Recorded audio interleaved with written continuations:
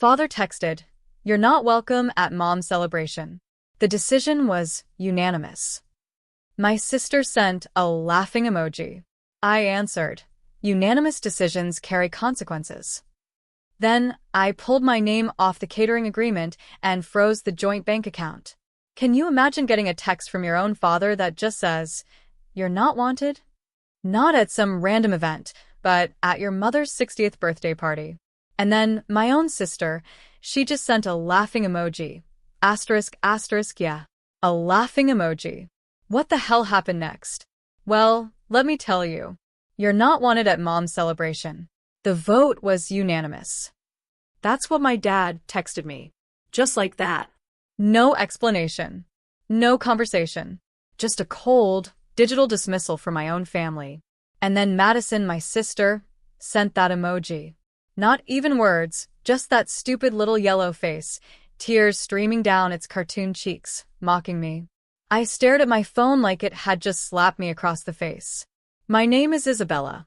I'm 32, I live in Portland, and apparently, I was the family's scapegoat nobody bothered to tell me about. Let me back up a little.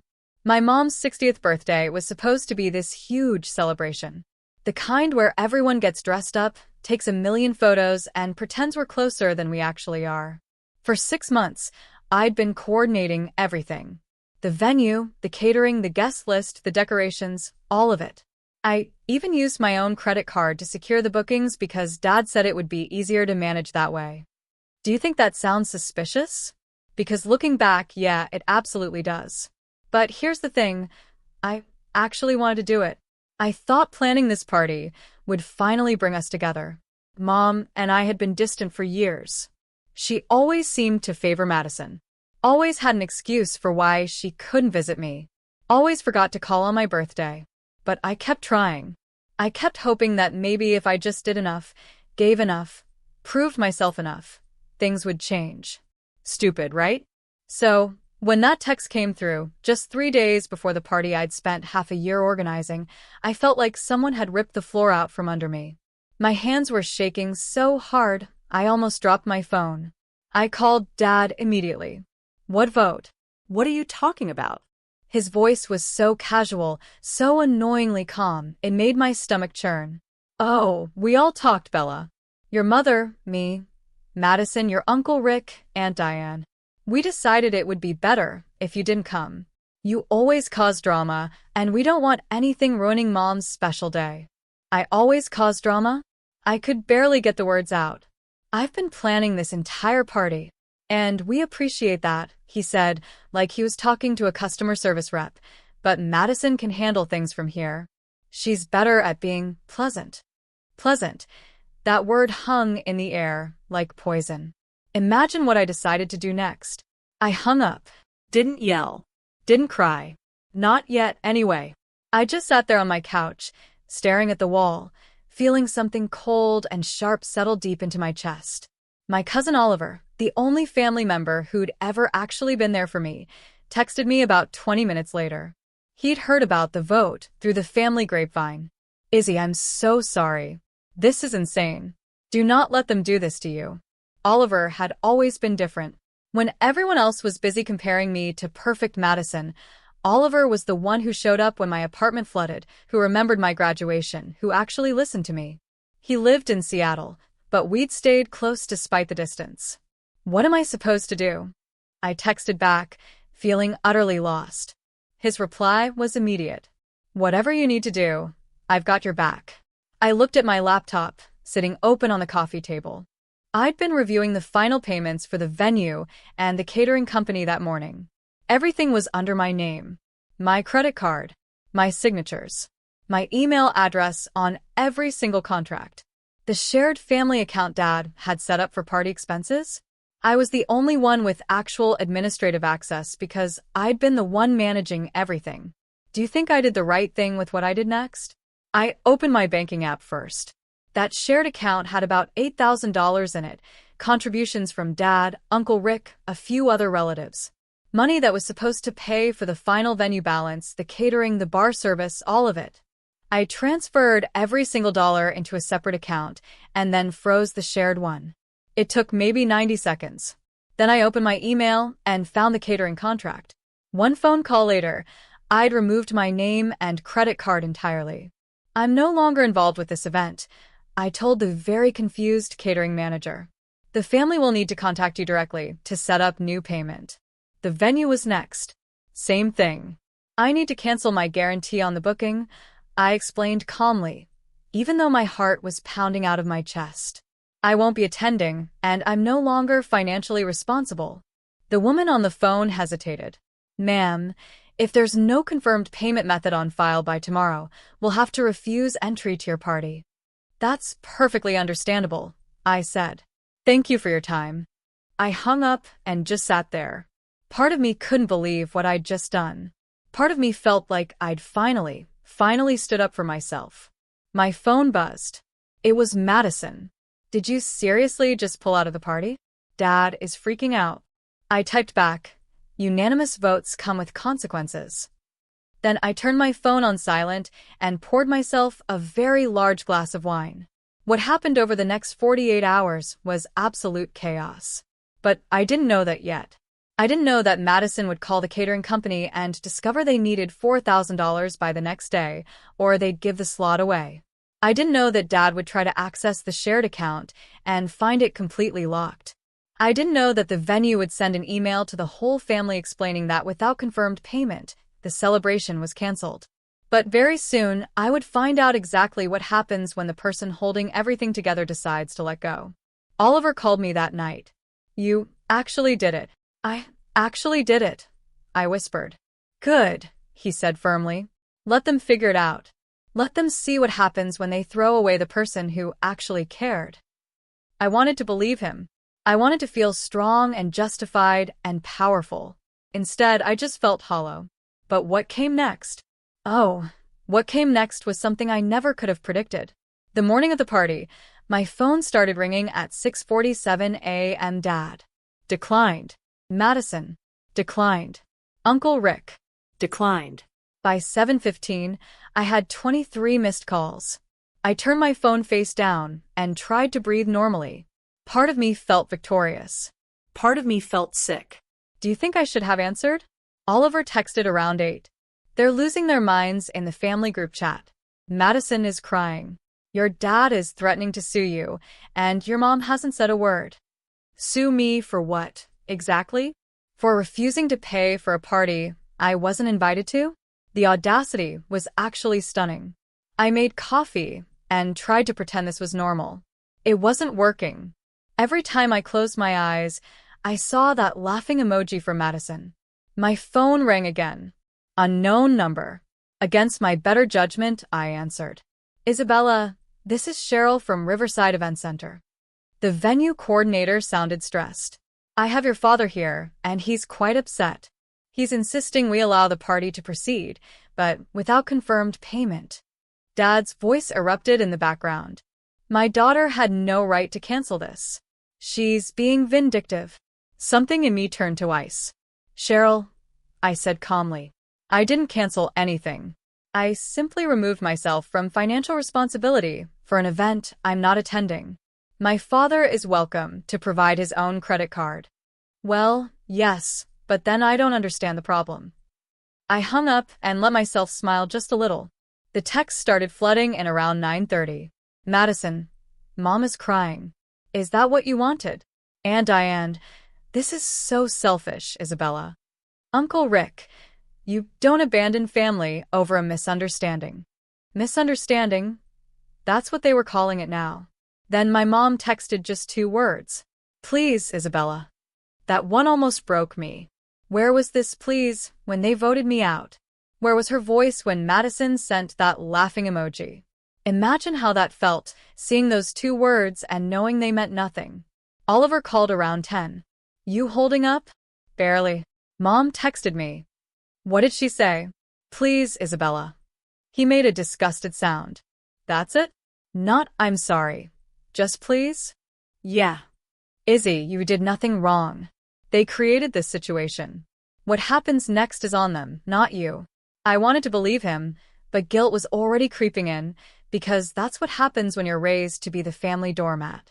You feel bad for refusing to lie down. Around noon, another call came. The catering company. Madison was there, trying to arrange last-minute payment, but they needed 48 hours notice for new contracts. That's not my problem anymore, I said quietly. By 12:30, Madison's text changed. The venue won't let us in. They're turning people away. Grandma is here, Isabella. Grandma. She drove 4 hours, and it's your fault. Grandma Ruth. That hit differently. She was 83, the sweetest person on the planet. She had nothing to do with this. I texted back, "Tell Grandma I love her, and I'm sorry. Tell her the truth about why this happened. That you're a petty, vindictive brat. Me? That I wasn't invited to the party I spent 6 months planning. See what she says then." No response. Around 1 p.m. Dad called from a borrowed phone. I answered. "Isabella Marichin. You fix this right now." "Fix what, Dad?" "The party you uninvited me from. We can talk about that later." "No," I said quietly. "We already talked. Unanimous vote, remember? I'm just respecting the family's decision. Your mother is devastated. Then maybe you should have thought about that before telling me I wasn't wanted." I hung up.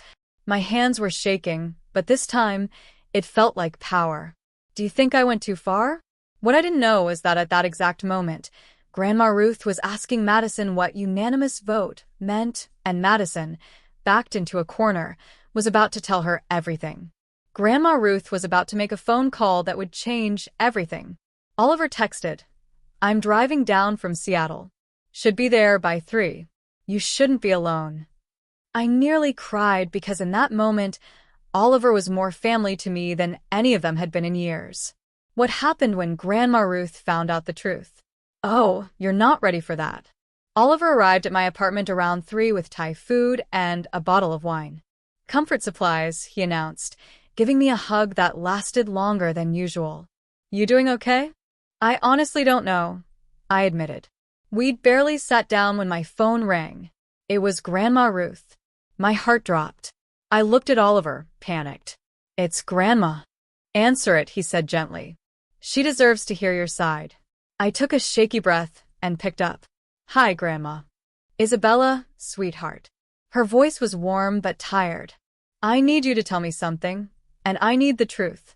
Were you uninvited from your mother's party?" Tears immediately sprang to my eyes. "Yes." "And you planned the entire thing?" "Yes." There was a long pause. "Then, I'm at your father's house right now.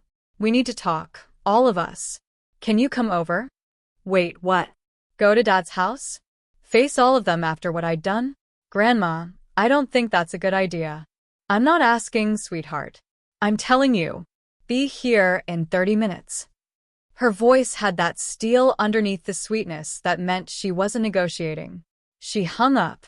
I stared at Oliver in disbelief. "She wants me to come to Dad's house. Right now." "Then we're going," he said, standing up. "I'm coming with you." "Do you think I should have gone? Would you have?" 28 minutes later, we pulled up to my parents' house in Beaverton. There were still cars everywhere, relatives who'd apparently regrouped here after the venue disaster. My stomach was in knots. Oliver squeezed my hand. "Whatever happens, I'm right here." We walked to the door. I didn't even have to knock. Grandma Ruth opened it, took one look at me, and pulled me into a fierce hug. "Hi, sweet girl," she whispered, then louder over her shoulder, "She's here." Living room now. The scene inside was something I'll never forget. Dad sat in his recliner, looking furious. Mom was on the couch, red-eyed and tissue in hand. Madison stood by the fireplace with her arms crossed, shooting daggers at me with her eyes. Aunt Diane and Uncle Rick were there too, both looking profoundly uncomfortable. And Grandma Ruth stood in the center of it all, like a tiny, 83-year-old judge. "Sit," she told me, pointing to the empty armchair. I sat. Oliver stood behind me, hand on my shoulder. "Now," Grandma said, turning to my father. "Thomas, show Isabella the text you sent her." Dad's face went red. "Mom, this isn't." "Show her the text." He pulled out his phone with shaking hands and held it up. There it was. Asterisk, "You're not wanted at Mom's celebration." The vote was unanimous. Asterisk, Grandma looked at Madison. And you, sweetheart, show everyone what you sent after that. Madison's confident posture faltered. Grandma, it was just... Show them. Madison slowly pulled out her phone. The laughing emoji filled the screen. The room went completely silent. Grandma Ruth turned to my mother. Caroline, did you know about this vote? Mom's voice was barely a whisper. Yes. And did you agree with it? Mom looked at me for the first time, and I saw something in her eyes I couldn't quite read. I didn't disagree. Those 4 words hurt worse than the original text. Grandma nodded slowly. I see. And did any of you think about what Isabella might feel? Being excluded from a party she'd spent 6 months planning? Being laughed at by her own sister? She overreacted. Madison burst out. All she had to do was accept it and move on, but instead she sabotaged everything. Sabotaged. Oliver's voice cut through the room. She withdrew from financial responsibility for an event she wasn't invited to. That's not sabotage. That's self-respect. Stay out of this, Oliver. Dad snapped. No, Grandma said firmly. He stays. He's the only one who seems to understand what family actually means. Then she turned to me, and her expression softened. Isabella, honey, why did they vote you out? What was the reason? I looked around the room. Every eye was on me. I don't actually know. Dad just said I always cause drama. What drama? Grandma pressed, looking directly at my father. What has this girl ever done to deserve being cast out like this? The silence was deafening. Finally, Aunt Diane spoke up quietly. She didn't do anything, Ruth. Madison suggested it because she wanted to run the party herself. Said it would be better if she took over. My head snapped toward Madison. What? Madison's face went pale. That's not Aunt Diane. You're twisting it. I'm not twisting anything, Diane said, and she actually looked ashamed. You said Isabella always had to be the center of attention. Always had to be the one organizing things. You wanted the credit for Mom's party. We all just went along with it. The room tilted. This whole thing, the vote, the exclusion, everything, wasn't because I'd done something wrong. It was because Madison was jealous. Do you believe that? Can you imagine? Mom made a choked sound. Madison, is that true? It's not that simple. Madison's voice was rising, panicky. You all agreed. Nobody objected because you made it sound like Isabella was being difficult, Uncle Rick said quietly. He looked at me. You have to understand, we only heard Madison's side. What side? I demanded, finding my voice. What did she tell you? Madison was backing toward the door. I just said that you were stressed and maybe it would be easier if you told them I was having a breakdown. Mom interrupted suddenly, her voice shaking. You said Isabella was overwhelmed and acting erratic, and that it would be better for her if we took over. You said she'd be relieved. The room exploded. Dad was yelling at Madison. Aunt Diane was apologizing. Uncle Rick looked horrified. And Mom? Mom was crying harder now, but these tears looked different. And me? I just sat there, numb, as my entire understanding of the situation rearranged itself. This wasn't about me at all. It never was. Grandma Ruth's voice cut through the chaos. Enough. Everyone fell silent. She looked at each person in turn, and I'd never seen her look so disappointed. This family should be ashamed. You believed lies without question. You excluded someone without giving her a chance to defend herself. You broke this girl's heart because it was easier than thinking critically. Then something happened that I absolutely did not expect. Grandma Ruth turned to me and said, Isabella, I have a proposal. Your mother's birthday is ruined anyway, but next weekend is my birthday. I'd like you to plan me a party. A small one. Just the people who actually deserve to be there. My jaw dropped. Grandma, you don't have to. I know I don't have to. I want to. She smiled at me, that mischievous smile I remembered from childhood. And I'm thinking maybe just you, me, Oliver, and a few of my bridge club friends. What do you think? The implications hung in the air. She was deliberately excluding the rest of the family from her own birthday. The look on Dad's face was something I'll treasure forever. But what happened next? Oh, that's when things got really interesting. The silence in that room was absolutely suffocating. Dad found his voice first. Mom, you can't be serious. Grandma Ruth raised one eyebrow. Can't I? Seems to me I can do whatever I want with my own birthday. Thomas, but we're your family. Aunt Diane protested. Family? Grandma repeated slowly. Isabella's family, too. But that didn't stop you from throwing her away, did it? Madison looked like she wanted to disappear. Grandma, I didn't mean for it to go this far. You didn't think at all, Grandma interrupted. You lied and manipulated, and everyone else was too lazy to question it. Mom stood up suddenly. Isabella, I need to talk to you. Alone. My stomach clenched. Did I want to talk to her alone? After everything? Oliver's hand tightened on my shoulder, but I nodded. Okay. We went out to the back porch. Mom closed the sliding door behind us. I'm sorry, she finally said.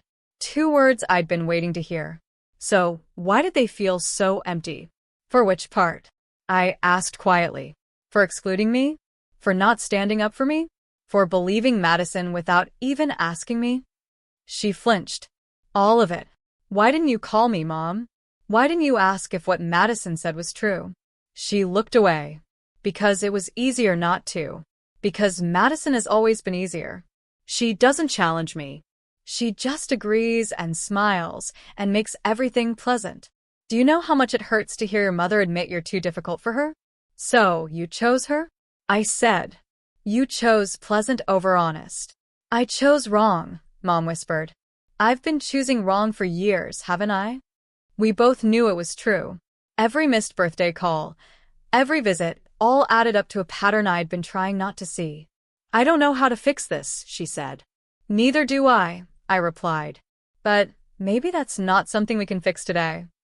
The sliding door opened. Dad stepped out, looking smaller somehow. Isabella, he started. I owe you an apology, too.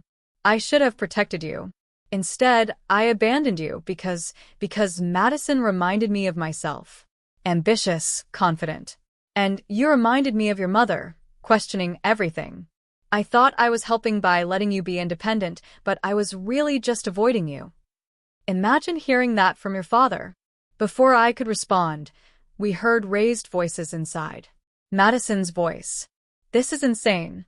You're all acting like I'm some kind of monster. We rushed back to find Madison in the middle of the room, tears streaming down her face. You lied to your family, Grandma said simply. You hurt your sister. Those are your choices, Madison. Now you live with the consequences. But I said I was sorry. No, I said. You actually didn't. You've made excuses, but you haven't once said you're sorry. Madison stared at me. Then she did something that shocked everyone. She collapsed onto the couch and started sobbing. Real, ugly crying. I don't know how to be sorry. I don't know how to be anything except perfect. Do you know what it's like always being the good one, the easy one? It's exhausting. And then you're just yourself, and everyone still loves you anyway, and I hate it. The room went silent. Oliver spoke quietly. You think Isabella doesn't try? She just spent 6 months planning a party for people who excluded her. Madison looked up at me, mascara running. I was jealous of you, of how close you are with Oliver, of how Grandma talked about you. I wanted to be you, and I hated you for it. And I'm so sorry.